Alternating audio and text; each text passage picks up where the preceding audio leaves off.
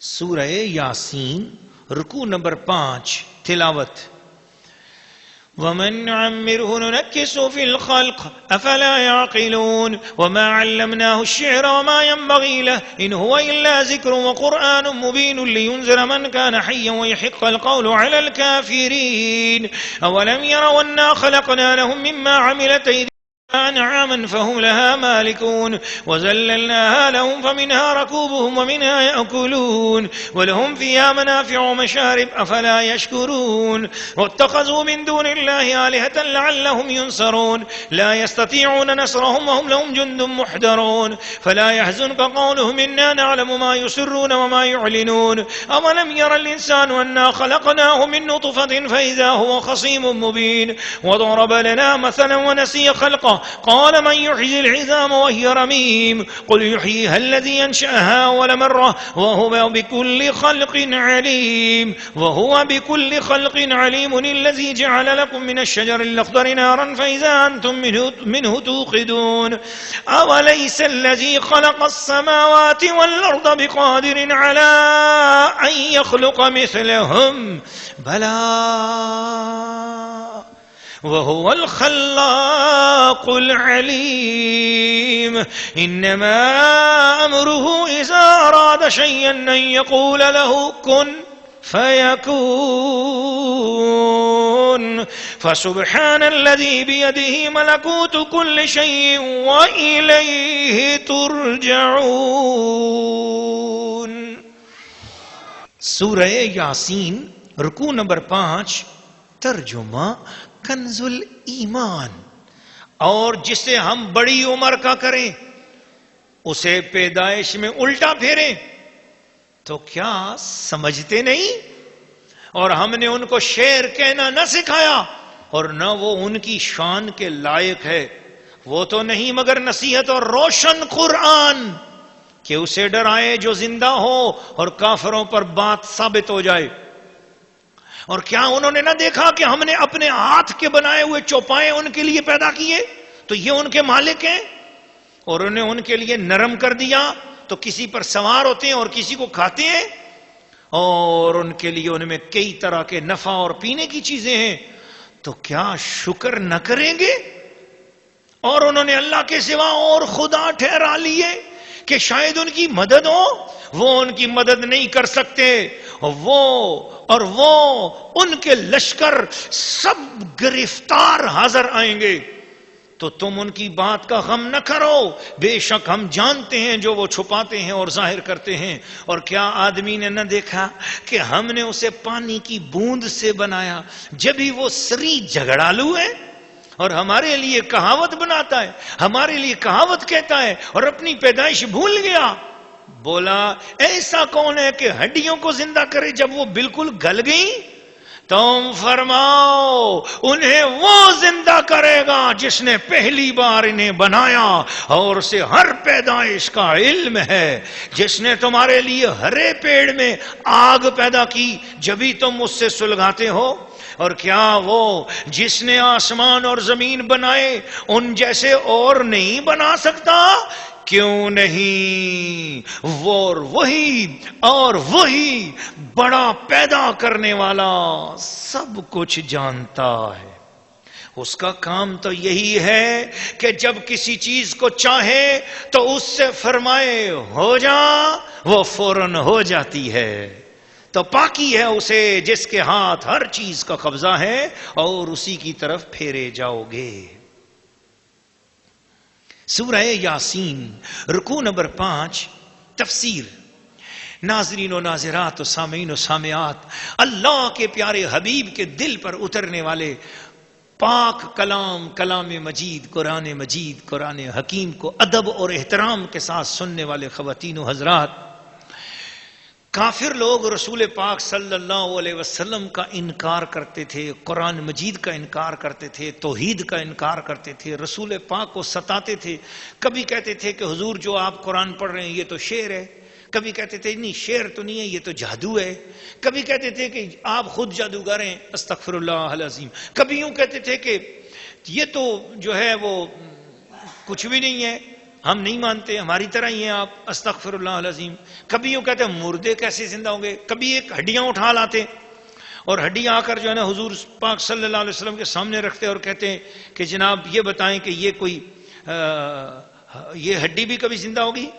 آیا آس بن وائل، ابو جہل، اور ایک اور قول میں آتا ہے کہ ابی بن خلف، ان لوگوں نے ایسے کیا کہ حضور کی بارگاہ میں آئے اور ایک گلی ہوئی ہڈی لے آئے اور اس کو توڑتے جاتے تھے ہاتھ سے اور اس کے ذرے بکھر رہے تھے. تو کہتا جاتا تھا آپ کا خیال ہے اس ہڈی کو گل جانے اور ریزہ ریزہ ہونے کے بعد بھی اللہ تعالیٰ زندہ کرے گا؟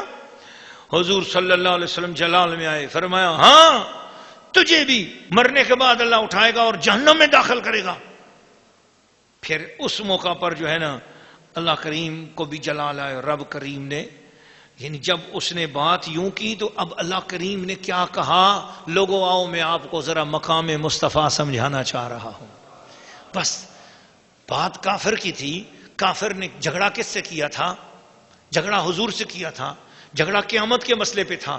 وہ آ کے ہڈی دکھا رہا ہے حضور کو اور ہڈی کو مروڑ کے اور اس طرح مسل کے کہہ رہا ہے کہ یہ ہڈی کبھی زندہ ہوگی. آس بن وائل تھا، ابو جہل تھا، ابی خلف تھا، جو بھی تھا. تو وہ کافر نے جب ایسے بات کی تو حضور غصے میں آئے. غصے میں آ کر حضور صلی اللہ علیہ وسلم نے کیا کہا؟ حضور نے فرمایا ہاں اللہ تجھے بھی زندہ کرے گا اور تجھے دوزخ میں ڈالے گا. بس اتنے کلمات کہنے تھے کہ یہ سورہ یاسین کی آیت نمبر 77 اور آیت نمبر 78 نازل ہو گئی. اور اللہ کا ذرا جلال سنو، بات حضور سے ہو رہی تھی اور اللہ کیا کہہ رہا ہے، ذرا مقام مصطفیٰ، نبی کا خدا کی نظر میں مقام دیکھو، نبی کی عظمت دیکھو، نبی کی شان دیکھو. اللہ تعالیٰ فرماتا ہے اولم یر الانسان انا خلقناه من نطفۃ، وہ آدمی یہ نہیں دیکھتا جس کو ہم نے پانی کی بوند سے بنایا ہے، نطفے سے بنایا ہے. فاذا هو خصیم مبین، وہ جھگڑالو ہے، سری جھگڑتا ہے. اب جھگڑتا کس سے ہے؟ اگلی آیت میں اللہ تعالیٰ مقام رسول بتا رہا ہے. سنو، رسول کے ساتھ اگر کوئی جھگڑے تو اللہ کیا فرمایا، وہ ضرب لنا مثلا، وہ ہمارے لیے مثالیں بیان کرتا ہے. وہ مثال تو حضور کو دکھانے کے لیے لایا تھا ہڈی. اللہ فرما رہا نہیں، جس نے اس کی بے ادبی کی اس نے میری بے ادبی کی، جس نے اس کی گستاخی کی اس نے میری کی. من نسا محمدن فقد عصى اللہ، جس نے محمد کی نافرمانی کی اس نے خدا کی نافرمانی کی. اور دوستو خوشخبری بھی سن لو، فرمایا من نطع محمدن فقد عطى اللہ، جس نے اس کی غلامی کر لی اس نے رب کی بندگی کا حق ادا کر دیا. اور فرمایا کہ وَضَرَبَ لَنَا مَثَلًا، ہمارے لیے مثالیں بیان کرتا ہے. گویا بات حضور کی ہے اور رب تعالیٰ فرما رہا ہے جس نے محبوب کو دل دکھایا، محبوب کی بارگاہ میں بے ادبی کی، میرے محمد کے حضور بے ادبی کی، اس نے میری بے ادبی کی. وَنَسِيَ خَلْقَهُ، یہ اپنی پیدائش کو بھول گیا. قَالَ مَنْ يُحْيِي الْعِظَامَ وَهِيَ رَمِيمٌ، کہتا ہے کون اس کو ہڈیوں کو زندہ کرے گا جبکہ وہ گل بھی چکی ہیں. قل، اے محبوب جواب آپ دو. یہ تانا میں نے سمجھا میرے اوپر ہوا ہے. اے محبوب وہ جھگڑا آپ کے ساتھ نہیں ہے، وہ میں سمجھتا ہوں میرے ساتھ جھگڑا ہے. اب آپ اس کو میری طرف سے جواب دو. سبحان اللہ، کیا مقام ہے، کیا مقام ہے عظمت کا. جواب بھی خود سکھا رہا ہے لیکن کہہ رہا ہے کہ تجھے جواب میں خود نہیں دیتا چونکہ تو نے میرے ساتھ جھگڑا کی ہے، اب میری طرف سے میرا محبوب تجھے جواب دے گا. سبحان اللہ. گویا قیامت پر اعتراض کرنا رب سے جھگڑنے کے مترادف ہے. دو ہی چیزیں ہیں کہ جس نے ان چیزوں کو اگر ایک کا انکار کیا اور ایک کا اقرار کیا تو گویا اس نے خدا کے ساتھ لڑائی کی. یہ دو ہی چیزیں قرآن مجید کے اندر غور کرنا، ایک کا اقرار اور ایک کا انکار. دونوں صورتوں میں وہ خدا سے لڑائی کرے گا. اگر کسی نے سود کا اقرار کر لیا کہ سود حلال ہے تو اس نے گویا اللہ سے لڑائی کی. اور اگر کسی نے قیامت کا انکار کیا کہ قیامت نہیں ہے تو گویا اس نے اللہ سے لڑائی کی. اللہ تعالی ہمیں اللہ کی بندگی عطا فرمائے، اللہ ہمیں ہر قسم کی نافرمانی سے بچائے. تو اب مجھ سے لڑائی کی اس نے قیامت کے مسئلے میں، تو محبوب آپ جواب دو اس کو. حضور صلی اللہ علیہ وسلم سے کہا قل یحییھا الذی انشأھا اول مرہ، وہی زندہ کرے گا اس کو جس نے اسے پہلی بار بنایا ہے، پہلی بار بنایا ہے. وَهُوَ بِكُلِّ خَلْقٍ عَلِيمٌ. اللہ اللہ اللہ اللہ اللہ اللہ. میرے پاس تو وقت نہیں ہے، ورنہ میں اس کلمے کی تفسیر میں چلا جاتا اور 2 گھنٹے لگ جاتے کہ وَهُوَ بِكُلِّ خَلْقٍ عَلِيمٌ کا کیا کیا معنی ہے. پھر آگے چلتے ہیں. فرمایا اب جواب دیا جا رہا ہے. الذی جعل لکم من الشجر الاخضر نارا فاذا انتم منہ توقدون. ایک سبز رنگ کا درخت ہے، افار نام کی لکڑی عرب کے اندر پائی جاتی تھی، ان کے اندر سے پانی ٹپکتا تھا اس لکڑی پہ، اور وہ 2 لکڑیاں آپس میں یوں ٹکراتے تھے، اس میں سے آگ نکلتی تھی. پانی، لکڑیوں کے اندر پانی ہے، لیکن لکڑیاں آپس میں ٹکرا دی جائیں تو اس میں سے آگ نکلتی تھی. اللہ تعالیٰ فرماتا ہے کہ جو چیز تمہاری سمجھ میں بھی نہیں ہے، پانی آگ بجھانے کے کام آتا ہے، لیکن وہ لکڑیاں ایسی میں نے بنائی ہیں کہ ان کا پانی بھی جو ہے نا آگ کو لگانے میں روکتا نہیں ہے، وہ اگر آپس میں ٹکرا جائیں تو آگ پیدا ہوتی ہے. کتنی زبردست بات ہے. تو اس لیے تم جو ہے نا کیوں گھبراتے ہو اس بات سے اور کیوں یقین نہیں لاتے ہو اس بات سے کہ وہ اللہ جو پانی کی 2 شاخوں کو ٹکرا کے آگ پیدا کر سکتا ہے، وہ مری ہوئی گلی ہوئی ہڈیوں کو بھی آپس میں ٹکرا کے زندہ کر سکتا ہے، وہ زندگی عطا کر سکتا ہے. الذي جعل لكم من الشجر الاخضر نارا فاذا انتم منه توقدون. اوليس الذي خلق السماوات والارض بقادر على ان يخلق مثلهم بلى. کیا وہ جس نے آسمان اور زمین بنائے ان جیسے اور نہیں بنا سکتا؟ بنا سکتا ہے. زمین و آسمان جیسے کروڑوں بنا سکتا ہے، وہ چاہے بنائے. ہمارا ایمان ہے. کیا اللہ بنا سکتا ہے کہ نہیں بنا سکتا؟ سب کہو بے شک. اللہ ہر چیز بنا سکتا ہے، ہر شے بنانے والا ہے. اب اس میں آج کے دور کا ایک جدید مسئلہ ہے، وہ بھی میں آپ کی خدمت میں پیش کر دیتا ہوں کہ آج کل ایک مسئلہ چلا ہے کلوننگ کا، کہ کسی انسان یا کسی بھی جانور سے اس کے مادہ حیات کو لے کر تو اسی کی صورت جیسے ہو بہو، جیسے اس بندے کی آنکھیں ہیں، جیسے اس بندے کا ناک ہے، کان ہے، جیسے اس کی ڈیل ڈول ہے، اسی طرح کے رنگ روپ سے اس جیسے ہی کئی اور 1 2 3 4 5 6 7 8 9 10 20 100 1000 لاکھ کروڑوں اسی کے اندر سے اسی کا مادہ حیات لے کر اسی کی شکل جیسے کروڑوں بندے بنائے جا سکتے ہیں، ایسے جانور بنائے جا سکتے ہیں، ایسے حیوانات بنائے جا سکتے ہیں. تو کلوننگ کے حوالے سے ایسے تجربہ کیا گیا اور یہ تجربہ کامیاب بھی رہا، اور اس تجربے پر ایسی بھیڑیں بھی آئیں کلوننگ والی، اور ایسے کلوننگ والے بچے بھی پیدا ہوئے. تو ایک جھگڑا کھڑا ہو گیا مذہب کی دنیا میں بھی کہ یہ کیسے، یہ کیا ہو گیا، اس کی دلیل کہاں ہے. اتفاق سے حضرت قبلہ پروفیسر ڈاکٹر نور احمد شاہتاز صاحب ہی کی کتاب ہے پورے پاکستان میں کلوننگ کے مسئلے پر سب سے پہلے کتاب انہوں نے لکھی. بہت عظیم الشان قابل ہستی ہیں. انشاءاللہ 25 فروری والے ہمارے اس دورہ تفسیر قرآن کے آخری پروگرام میں وہ تشریف لائیں گے. پورے عالم اسلام میں سب سے پہلے اہل سنت و جماعت کا اعزاز ہوا، اور یہ ان کا اعزاز ہے کہ انہوں نے سب سے پہلے کلوننگ کے موضوع پر کتاب لکھی. اور سائنس کا یہ بڑا پیچیدہ اور مشکل مسئلہ تھا، اس پر پوری دنیا میں ایک ہنگامہ مچا ہوا تھا. علماء اور جو فقہاء ہیں وہ لڑ پڑے، اور کچھ لوگ اس کو حرام کہنے لگے، کچھ لوگ اس کو ناجائز کہنے لگے، کچھ لوگ یہ کہنے لگے یہ ٹھیک نہیں ہے. یہ بہرحال اس پر بہت ساری بحثیں ہوئی، وہ علمی بحثیں میں یہاں تو نہیں کر سکتا.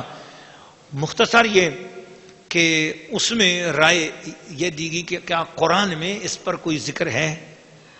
تو وہ یہ آیت کریمہ پیش کی گئی سورہ یاسین کی کلوننگ کے حق میں کہ اولیس الذی خلق السماوات والارض بقادر علی ان یخلق مثلہم.